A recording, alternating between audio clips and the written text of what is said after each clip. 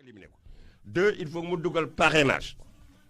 loo xam ne parrainage bi wekkuñu ko fenn mu nekk 2 troisième méthode mooy lan mu changer carte d'identité yi muy 3 pourtant Abdoulaye Wade defaloon nañu fi ñaar carte lan moo jotoon carte yooyu nga ne damay indi carte CEDEAO Sénégal ndax moo gën a nekk dëkk bu gën a rëy ci CEDEAO déet yeneen dëkk yi nekk CEDEAO yëpp kenn amagu ci carte CEDEAO kenn amagul moom ci boppam mu ne moom dinañu defar carte d'identité CEDEAO loolu yëpp lan pour yore maintenant le fichier bi nga xam ne moom moo ko yore mu changé waat jeu bi ñun ñëpp xam nañu ne mu demee mu créé carte yi xoolal ñaata 56 milliards la ci dugal. ba léegi carte yaa nga ne duñ ko jaay ñaari fichier moom moo am. fichier yi ñëwaguma ci maa ngi lay wax rek ci problème mu carte d'identité 56 milliards def nañ ko ci ba léegi am na ñu jotul carte. semaine bi juróom-ñaari carte laa récupéré kër Samba Kane par chance ñoo ñëpp pourtant ñu ngi dëkk Fandène dans le département de Thiès ñu indi seen carte fii ci kër Samba Kane bu mu xam dama xam nit ki ma gis njoon ma ne waaw mais lii lan la mu récupéré ma ne kii de xam naa ko Thiès laa ko yóbbu te kër Samba Kane gi lañ ko fekk c'est-à-dire dafa indi ay perturbations yoo xam ne pour rek mu gañ pour mu déstabiliser Dakar pour mu yaakaar ne dina ko jël deuxièmement mu déstabiliser Touba deuxièmement quatrièmement léegi lan la mujj a def mooy jéem a di jënd ay nit léegi nag muy cinquième di mën di récupérer mais parce que c'est pas l'APR qui joue c'est le Benno Bokk Yaakaar attention parce que l'APR rek moom kese mën ta def ndax ba léegi structuré kon du parti Benno bi la ñu àndal ñoom les vieux les togar là de Tanor Dieng ak ñoom paa yooyu ñoo ko dar ñooñu mais c'est parce qu'on ne change pas une équipe jël parti socialiste non mais législative yi boo xamee ne ba perdre Dakar non xoolal dama lay wax les grands gis nga dafa am ay grands électeurs Dakar population bi mu am ak Dakar la fa Khalifa tekki malgré que lu ñu ko woñ taxul mu gañ législative yi ñu tëj ko kaso campagne taxul mu waroon mu gagné Dakar ba mu nekk député lu tax mu toog en tant que député levé wu ñu immunité parlementaire am ñu dal di ko tëj kaso ba pare xam nga kooku déjà c'est pas normal parce que lu ñu jàng mooy pour député sauf dans les cas extrêmes bu nekkee député kenn waru ko atte te defuñu la levée de son immunité. defuñu ko on l'a fait kañ lañ ko def fekk tëj nañ ko ca kaso xanaa yow da nga fàtte rôle ma dañ koo tëj kaso dañ ko tëj il n'a pas été entendu à l'Assemblée dañ ko tëj soog ñëw levé ça faisait plus de 1 mois et demi dans les normes bu ñu defoon tey loi waroon nañ ko fay bés yooyu ñu dem CEDEAO condamné Sénégal ñu jóge CEDEAO ñu le comité des droits de l'homme de l'ONU nee ko yéen na ngeen def jaarul yoon parce que il n'a pas été assisté par un avocat muy benn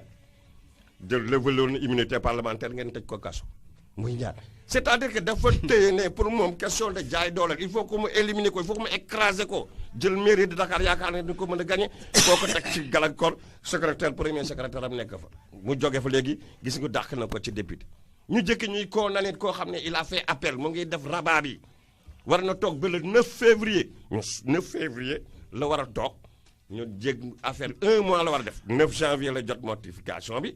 kon 9 février la war ñoo xam ne 9 février day xat rek ñu génnewaat beneen kayit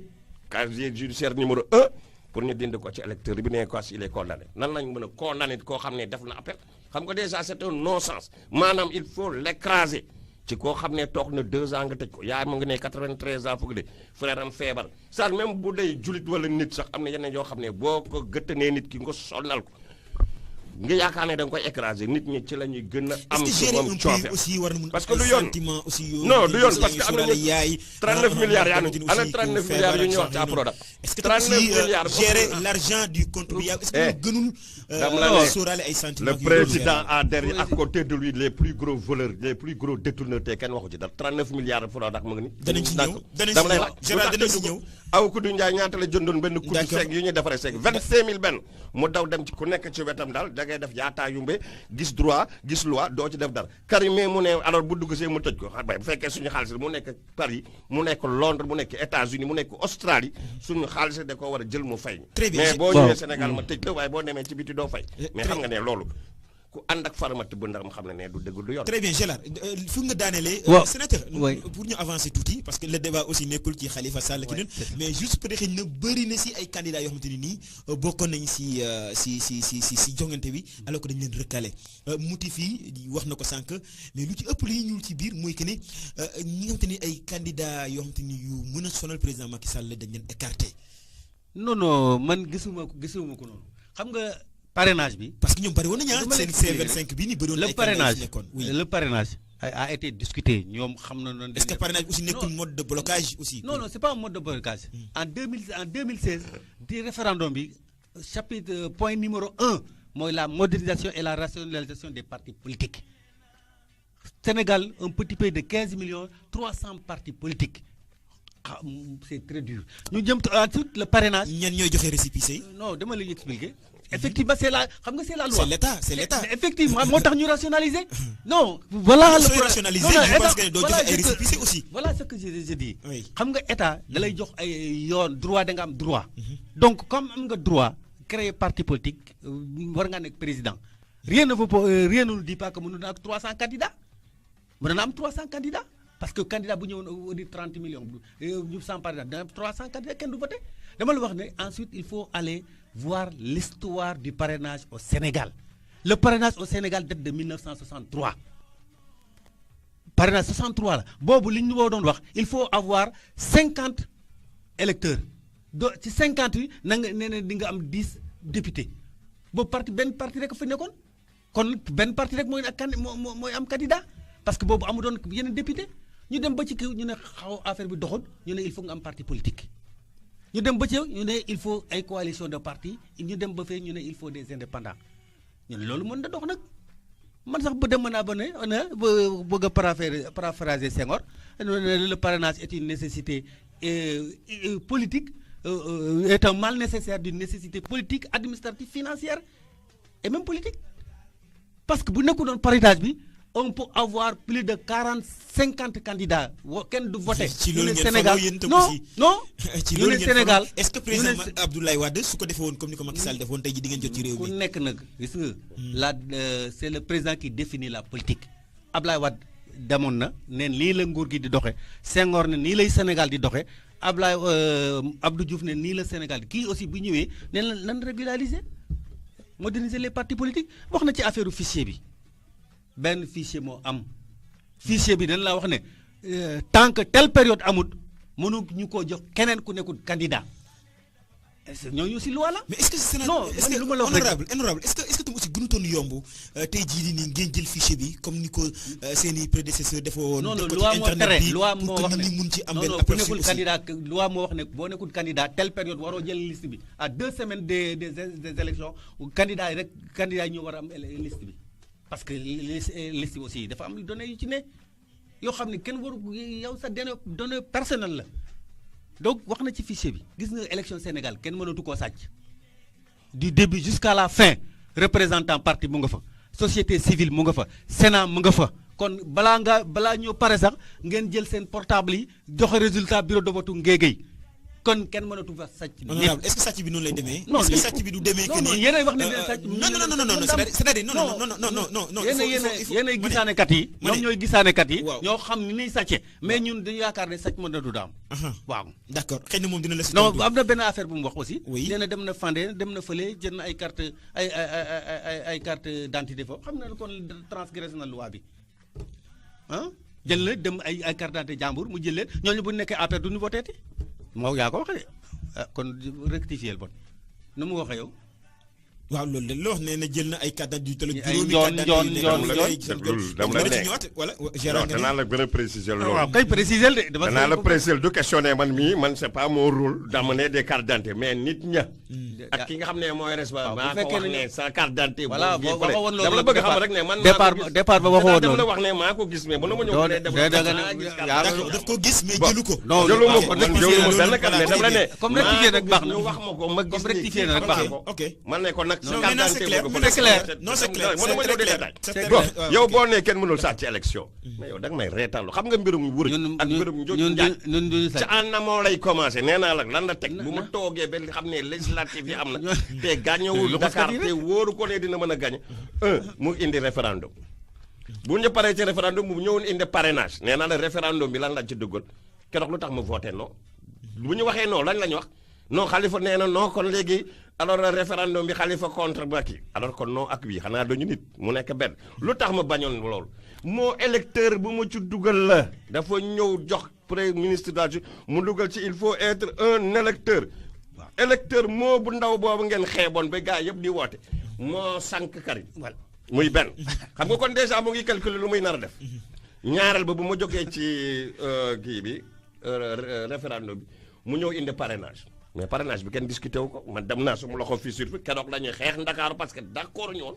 que parrainage bi daal parce que amul consensus kenn waxtaanoon ci.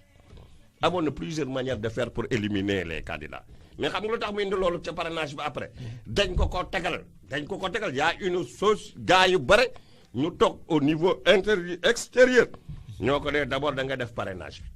bi imposer parrainage boo fekkee ne yow changé nga code électoral ba nga ne parrainage dina am rek ñëpp lépp war na changer parce que parrainage bi bu fekkee da nga war wut ay nit waroo toog ne maintenir règlement yi nga xam ne ca ancien code ba nga ne 15 jours nga lay jox nit ñi fichier ba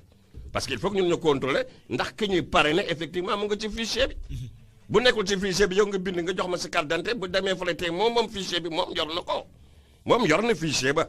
ñun ñii ñoo ko yor donc yow da ngay bind nit bu ñu ñëwee dindal ay 10 000 personnes 15 000 personnes su fekkee yow nee nga nag ku def doublon da nga ko war a tëj ñaata dit la ñu war a tëj tey ci kaso 10 000 dit nañ ko 20 000 15 000 xam nga yooyu c'est-à-dire que loolu non dama lay xamal rek ça veut dire que bu nee sàcc amul sàcc mu ngi am 200 lu tax mu def parrainage bi après législative yi législative pour nga gagné ko raw gàddu la donc bu nit ñi gënee tas ci ngay gën a am yow possibilité parti au pouvoir pour nga gagné élection yi ndax fekk tas nañu waaye présidentiel nag tas nga arrangé wu ko tas na arrangé wu ko moo tax mu indi fa parrainage bu su ko defee mu réduire capacité d'évolution parce que bu fekkee ne par exemple duut nga 20 wala 30 candidats kenn ko ci am 2% rek 60% yi dem na kon yow 40% da ngay dem deuxième tour donc il faut que ngeen réduire nit ñi mais bu dee législative comme raw gàddu la ku gagné rek moo yenu lépp même boo rawee nit ki benn député benn voix rek nga réew nga gàddu jël lépp loolu la def Dakar xam nga lam la donc législative yi arrangé wu na ko pour candidat yu bare mais présidentiel ci boppam candidat yu bare arrangé wu ko looloo taxoon mu indi parrainage ba pare amul consensus mu jël député mu parce que aussi il faut dire que sàcc gi ci début ba la du ca fin ba ku wàññi nit ñi nii déedéet ba pare léegi bu defee loolu nag boobu war a présenté mu perturbé léegi vote yi la preuve année que le ministre bi ban heure la ñu commencé dugal naan mu ngi yóbbu les urnes heure na toujours dañ ko doon yóbbu presque un week-end avant ministre de l'intérieur yóbbu ni urne yi bu yàgg am na kër yoo ay 650 bureaux de vote fictif am na waxuma ko de bureau ONU moo ne 650 bureau vote yi nga xam ne nekkuñu ci carte nationale des élections mu nga fi lan la ci nag demal Linguère ñaata yoon la ñu wane fii boo koy ma wala ñaari nit benn nit am ñaari carte d'identité bokkuñu numéro c'est-à-dire que préparation de la fraude ñu ngi koy préparer en aval ba pare ñu def ko en amont bu ñu demee léegi nag ils vont pouvoir avec le parrainage bi ñu def xam nga déposé nañu liste dinañu jël nit ñooñu nga xam ne comme ñu invalidé nii xam nañu seen nit ñu leen xam ne ñoo leen parrainé te le parrainage est bon ñu jël ñooñu yëpp perturbé waat leen boo tax dinañu créé waat rapidement rakintak ñoom seen vrai fichier ba jël ñooñu perturbé leen da ngeen xam ne boo demee ci bureau de vote bu doo mën a voté boo ñëwee ñu ne la noo nekkoo fii yaa nga fale ci création yu bees ñun xam nañ lépp nu mu demee d'accord honorable su ma déggee Gérard fi muy waxee muy que ne li ñu tuddee njaaj sàcc élection nekkul na da ngay ñëw ci jour beeg yu noonu mais xëy na bala nga ciy àgg la maanaam yoon wi chemin bi c'est-à-dire foofu la galgal yi nekk ak yu noonu ki war a jot carte d'identité jotu carte d'identité ki nga xamante ni dafa jot carte d'identité ci ginnaaw ñu ne ko mënuloo voté comme li nga xamante ni moom moo dal Karim Wade ñi nga xamante ni aussi ñi ngi wër seeni carte d'identité ñu ne leen fii ngay voté yooyu noonu est-ce que loolu aussi mënul décourager électeur bi nga xamante ni aussi du ko jaral ñu voté xam nga ñoom parti politique de l'opposition li ñu war a def ñoom lañ def moom lañ defut lan la ñu war a def il faut l'éducation des militants sans waxal seen militants yi nan góorgóorlu jëli seen carte ñun dañuy ñu liggéey de Macky ngi liggéey responsable yaa ngi liggéey yeneen militant yaa ngi liggéey ku des fii nag toog bañ a jëli say carte yaa ko des rajo bi chaque jour mu ne carte yaa ngi ci commission yi nan jëli seen carte yi kenn mënutu fee sàcc élection te ñoom wax nañ ne Macky dafa xam ne bu gars yi réduire rek day changer bi ñoom nag pourquoi boolewuñu nekk benn pour vous dire que li ñuy wax gëmuñu ko mënoon def benn candidat gagné Macky bon parce que nee nañu Macky boo gisee mu d'accordoon te dispersion des candidats ci les dafa xamoon loolu mais léegi pourquoi jubóowu ñu nekk benn candidat am benn candidat. mais honorable bu fekkee ne yéen aussi yéenay contrôler lépp aussi. non gis nañ sorti loi bi moo ñu wax def ko fële ci Sénégal. ñoom ñoo gisee noonu loi bi moo wax c'est le ministre de l'intérieur. le ministre de l'intérieur toog fii ci plateau de RTV aussi wax li mu wax aussi. non gis nga ñoom ñi. est-ce que tam aussi loolu tam du tey xel. non ñoom bu ñu faloo. kenn du ci changer don yoota la constitution li fi nekkoon rek loolu lay tegaat. non je veux dire ci problème carte d'identité yi ngay wax il y a pas de le ministre Mbaye Ndiaye fii la taxaw Mbour mu ne seen militant nañu ñëw dem Dakar oui il doit dire ça c'est un militant. le ministre de l'intérieur aussi toog na ci 2STV mu wax loolu Aliou Ndiaye maire de Linguère am na droit wax ay militants am Linguère ne dem leen jëli seen carte yi. c'est le ministre de l'intérieur de tous les Sénégalais aussi. Il l'a dit en tant que Aliou Ndiaye maire de Linguère. mais il c'est un ministre de l'intérieur de tous les Sénégalais aussi. non loolu yéen a ko xam mais ñun xamuñu il a dit ça en tant que maire de Linguère te man su ma fa nekkoon. honorable yow xamuloo ne le ministre de l'intérieur c'est un ministre de l'intérieur de tous les Sénégalais. non il faut faire le discernement. Ministre de l'intérieur. bu jógee fële dem def meeting responsable politique la. il va parler en tant que responsable politique. bu demee fële Dakar il est le ministre de l'intérieur. il est là-bas pour tous les Sénégalais. le ministre de la justice est là-bas pour tous les Sénégalais mu demee Tamba il est responsable politique de Tambacounda. na ngeen xam loolu. Sénégal kenn mënatu fee sàcc wote. ñoom bu ñu bëggoon gagner pour ñoom nag comme pourquoi ñuy dem élection parce que xam nañ ne dina leen gagner ñoom ñoo ko wax de mais dañuy sàcc pour gagner comme ñoom xam nañ ko nan bàyyi bañ a dépenser seen xaalis. man de su ma xamante ne may gagné dootuma dépenser benn dërëm. d'accord mais honorable la ñuy jox Gérard kàddu gi tey jii lan nga jàpp ne xëy na tey jii yéen bu ngeen ko defoon aussi di ngeen indi jàmm parce que li ñu dégg fan yi démb ak tey lu ci mel ni waa parti démocratique sénégalais xalifis yi aussi que ne élection yu am jàmm.